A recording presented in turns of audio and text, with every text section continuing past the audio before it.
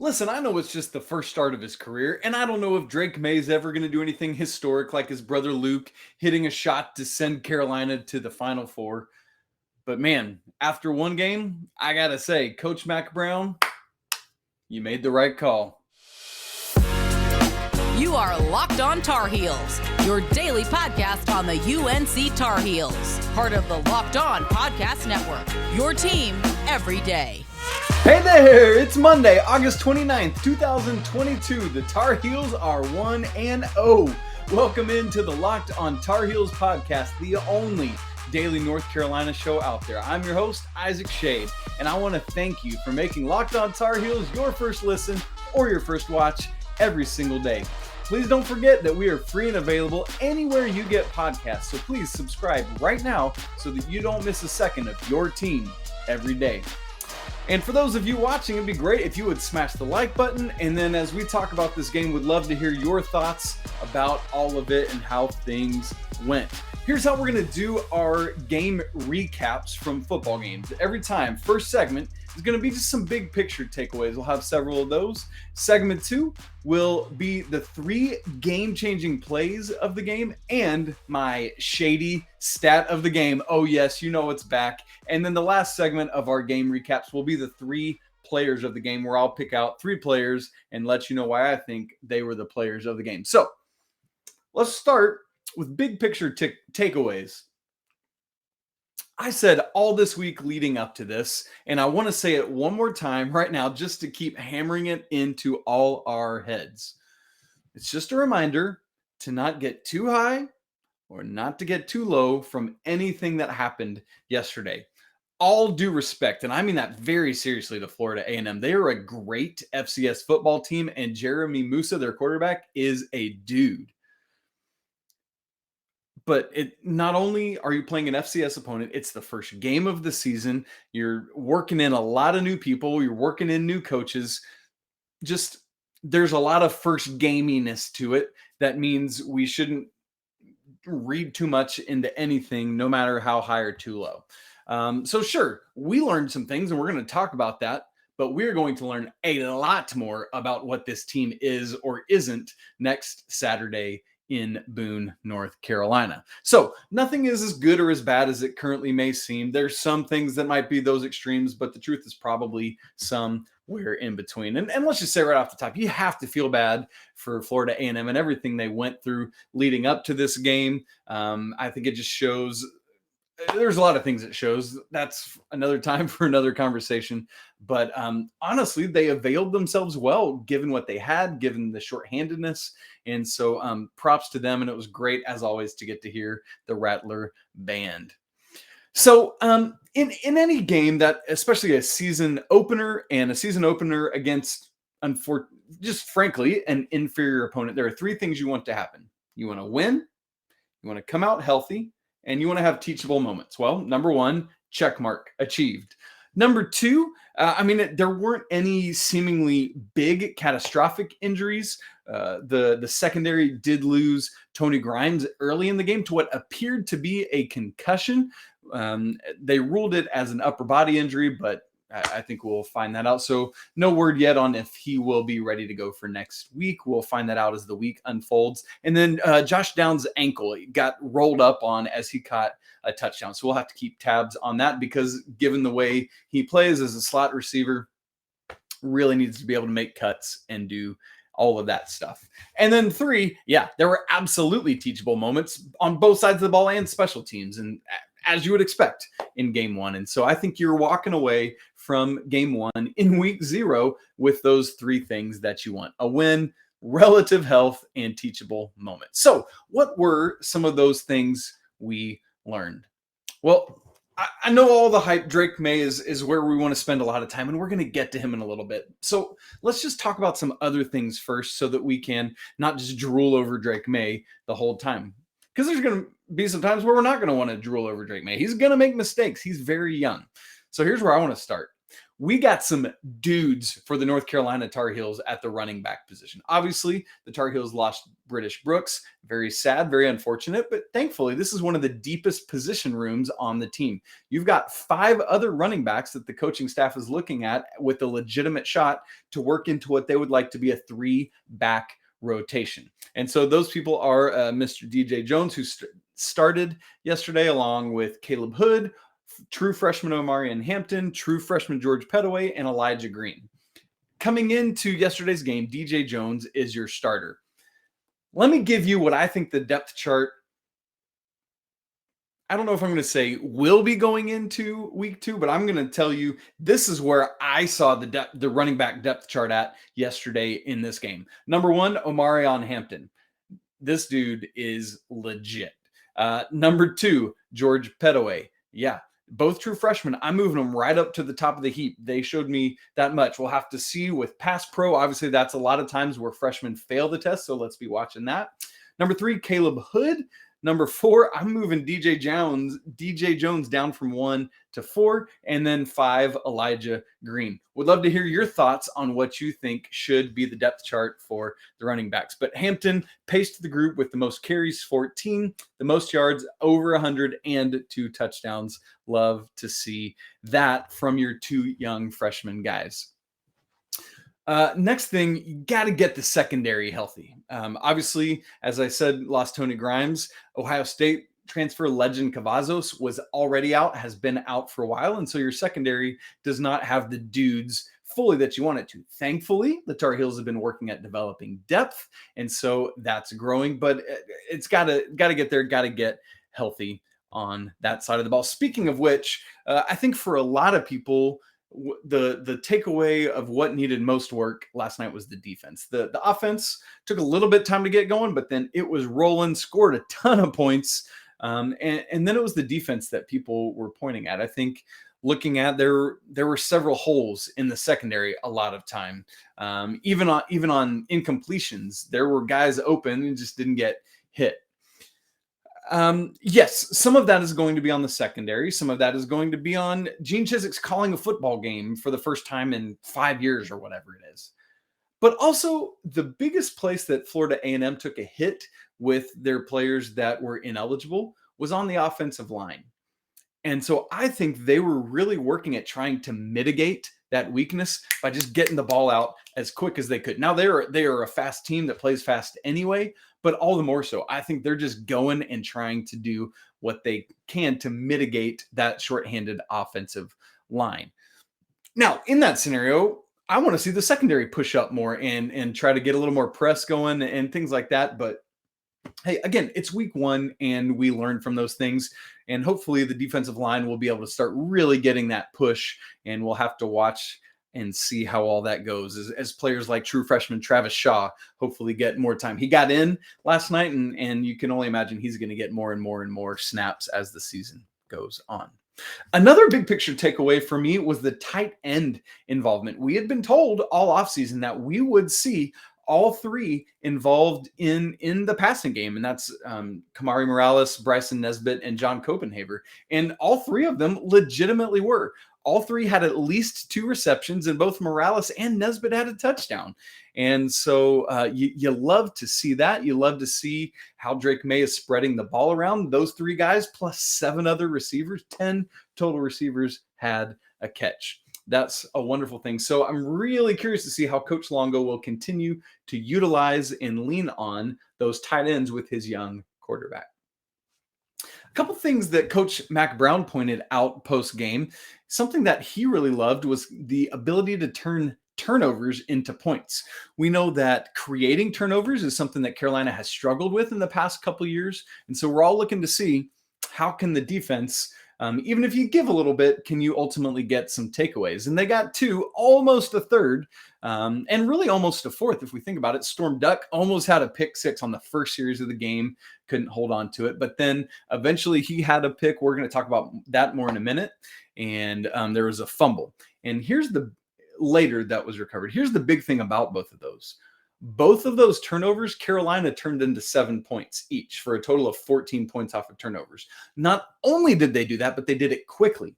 Storm Duck's interception was with 31 seconds left before halftime. 5 plays later, Carolina's in the end zone in 26 seconds. One of those 5 plays, by the way, was a spike. So really 4 plays and you're in the end zone.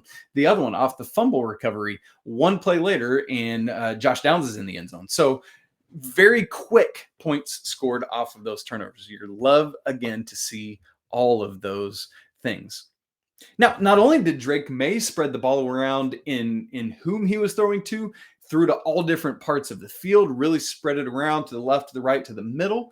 And 6 different Tar Heels scored a touchdown, either by land or by air, through the passing or running. And so Morales and Nesbit, we already named. Blackwell had a touchdown reception. George Pettaway had a touchdown run. Josh Downs had 2, and Omarion Hampton had 2. And so you love seeing the ability to score from lots of different people. That's great stuff. Additionally, just a couple other big picture takeaways.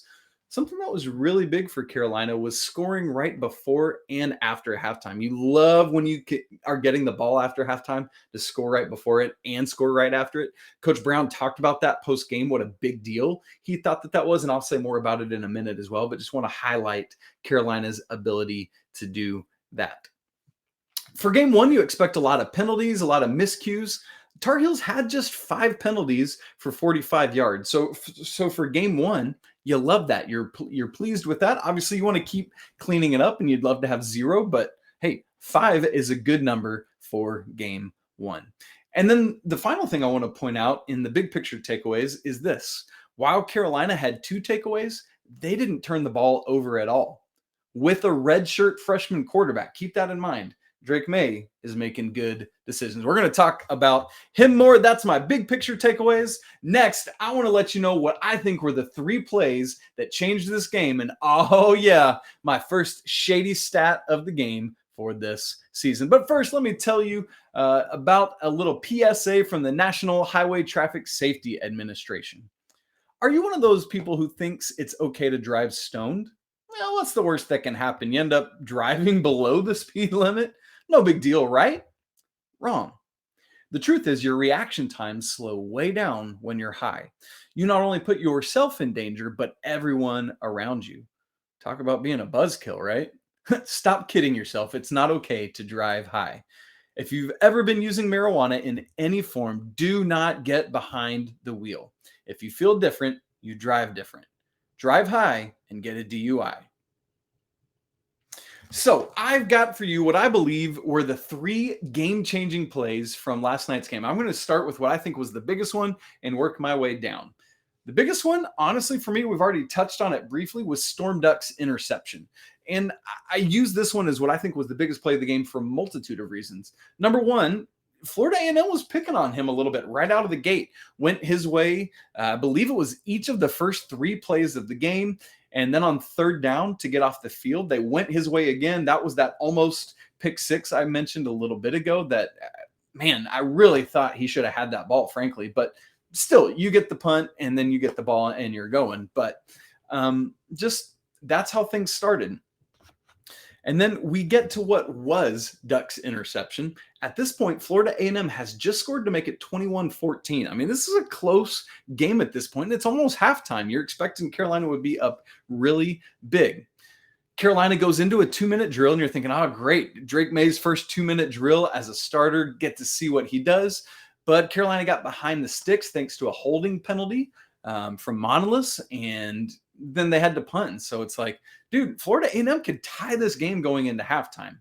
But 2 plays later, Mr. Storm Duck goes up, gets this pick, 31 seconds left. As I've already talked about, Carolina proceeds to score in 5 plays and then score again after halftime. So courtesy of Duck's interception, he changes from what could have been a 21 all game at halftime if Florida and A&M had gone down and scored again into a 35-14 game in Carolina's favor just a couple minutes into the 3rd quarter. All because Duck made a big game-changing play. That's my first one. Here's my second game-changing play. And it's something Drake Maye did. Now, you probably think I'm going to say his 42-yard run.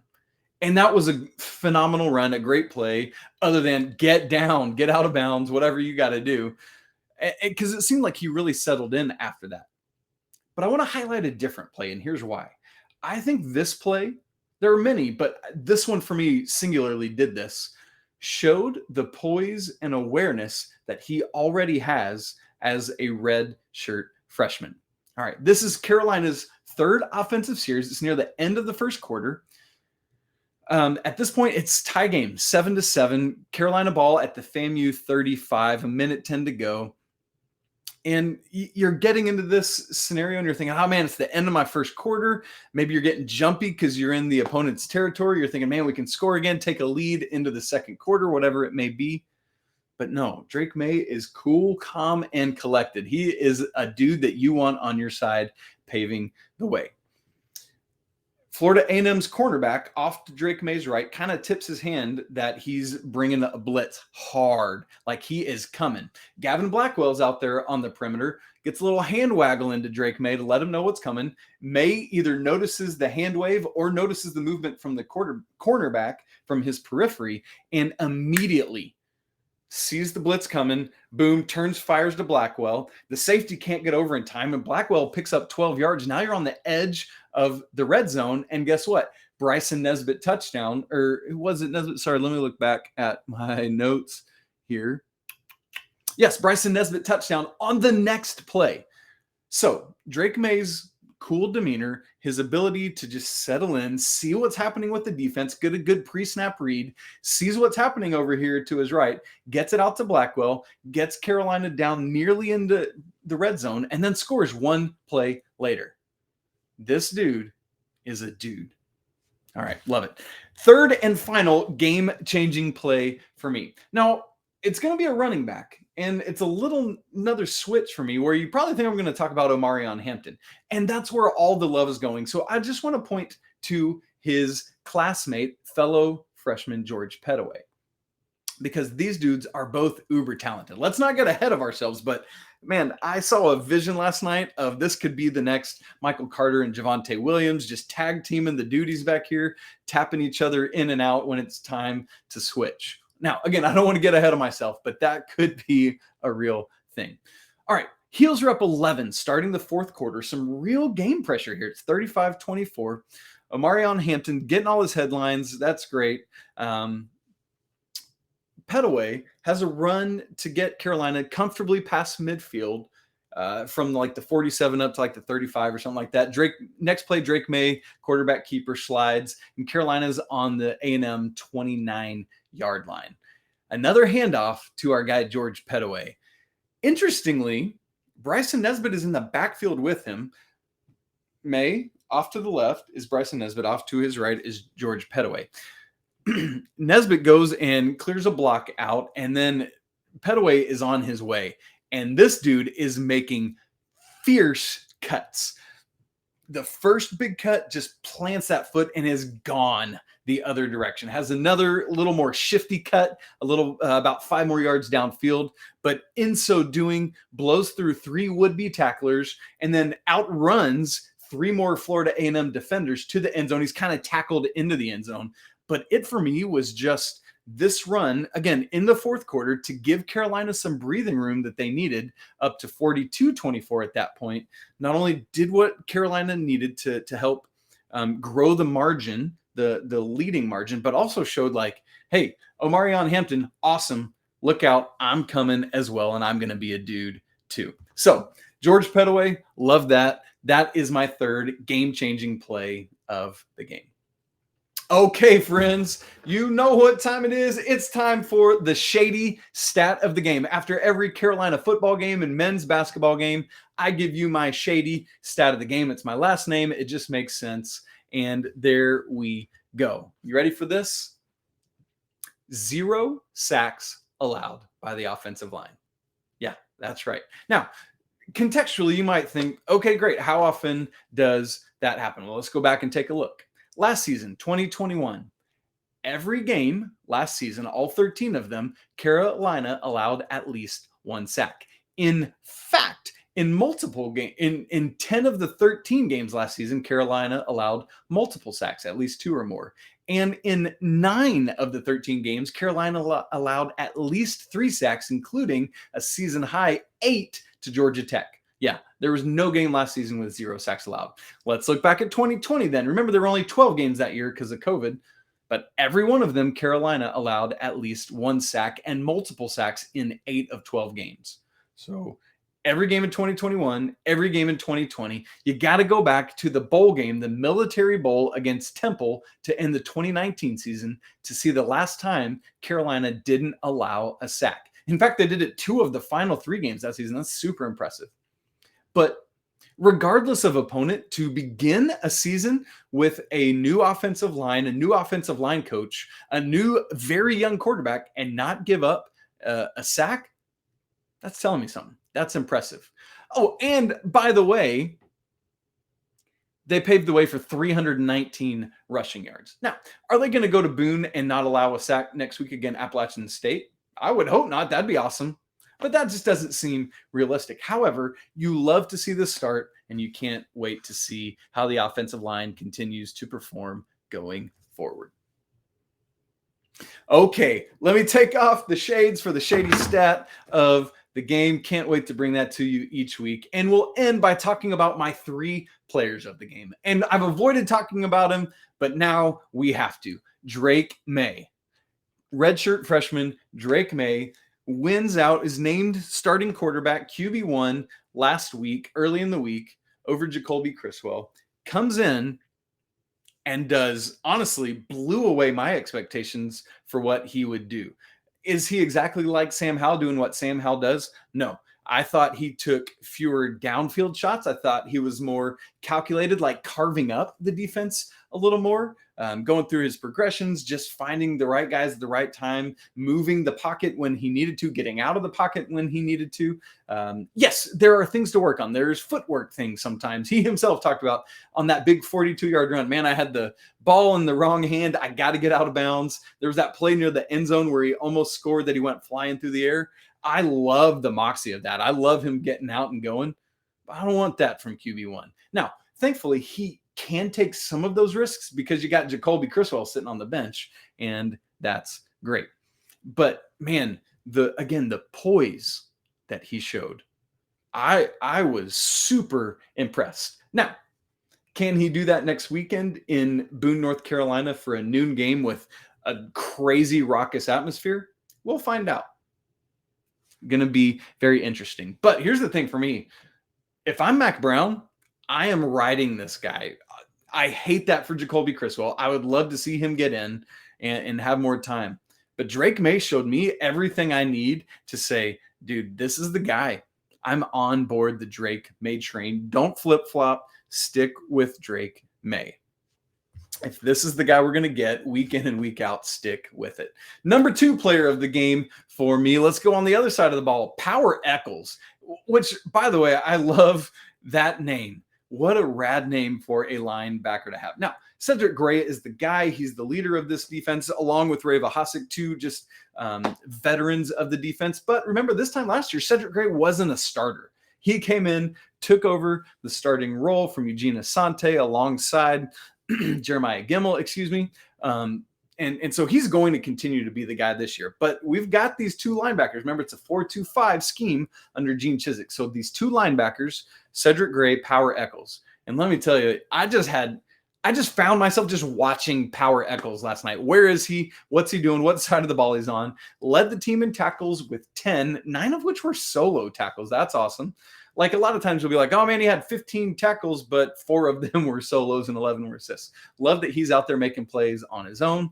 2 tackles for loss, a sack. And I think most impressively is he's just popping dudes, right? Like out there making plays. So I'm going to be excited to continue watching Power Echols. Love that they've got this uber quick backup behind the 2 guys in Ra Dilworth. Lots of fun stuff there. My 3rd player of the game, and this one's a little bit out of left field, but I want to give some love to that offensive line that we were just talking about, not allowing any sacks, and that is Miami transfer and center Corey Gaynor. Now, why him? Well, we've already talked about no sacks allowed last night. on Saturday, 319 rushing yards paved for that offensive line. Love seeing those backs getting out and doing what they're doing. It's several things about Gainer that want me to give him this opportunity. We just talked about Drake Maye's poise and calm and demeanor. I think a lot of that could be attributed to his experienced center coming over from Miami, just being cool, calm, and relaxed himself and saying, hey, buddy, you got this. You can do it. If you watch the sideline, he was in Drake Maye's ear in a really good way all night long, just reassuring him, reminding him of the things he's doing. You can see him interacting with teammates. All the word we're getting from the locker room is that he's done a great job assimilating himself into this team to the point where he's considered one of the leaders already, even though he just transferred in. The guys clearly appreciate and love and respect the leadership and the capability that Corey Gainer is bringing to this team and specifically to the offensive line.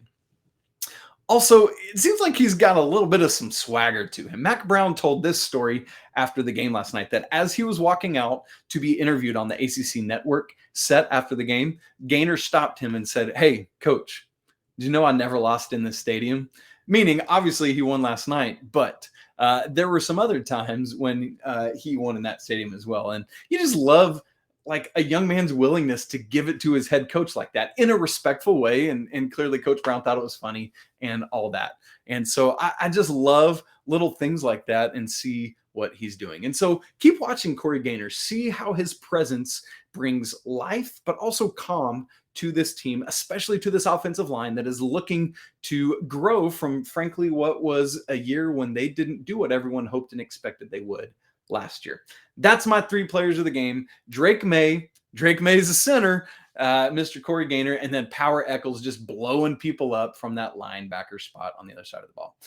Before we get out of here, we got to wish one more time Coach Mack Brown a happy birthday. Also celebrating a birthday yesterday, his 40th, the big 4-0. Our guy that's been on the show before, Mr. Brian Chacos, former offensive lineman from Carolina himself, now works for the Rams Club. Hope it was a great day, brother. And you can always remember that you're 31 years behind Coach Brown. If you're getting old, he's getting older. It's all awesome. Friends, that's it for today's episode of Locked On Tar Heels. What a great way to begin the week with a victory. And you better believe throughout the week, we're going to be unpacking some things about App State, including on Friday will be our big game preview for that. On Wednesday, Coach Pat Kilby and I are talking about the Biscuit Boys, the Carolina basketball walk-ons. That should be a lot of fun. Thanks again for tuning in with us to start your week. I hope you had a great weekend. Hope you have a great day today throughout your Monday. Please don't forget, you can follow the show on Twitter at Locked On Heels. You can follow me on Twitter at Isaac Schade. Please subscribe to the show, smash the like button, leave some comments if you didn't already about this opening week performance for the Tar Heels. Get more on the ACC and what else is going on by making Locked On ACC your second listen of the day. Host Candace Cooper and the local experts of Locked On take you around the conference in 30 minutes, 5 days a week. Hey, y'all, it is a great day to be a Tar Heel. And you know what? Until tomorrow, peace!